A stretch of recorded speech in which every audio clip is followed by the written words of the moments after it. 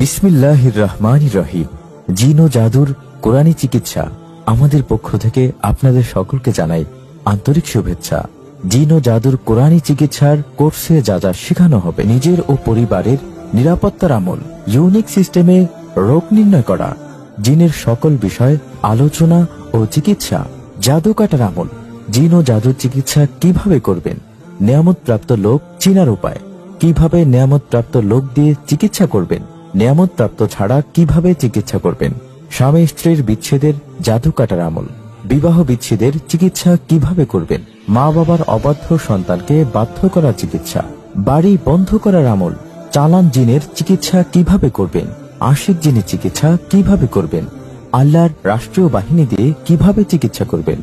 Rouhani শক্তি বৃদ্ধির আমল, কুরআন সুন্নাহ ভিত্তিক পদ্ধতিতে কিভাবে রুকিয়া করবেন,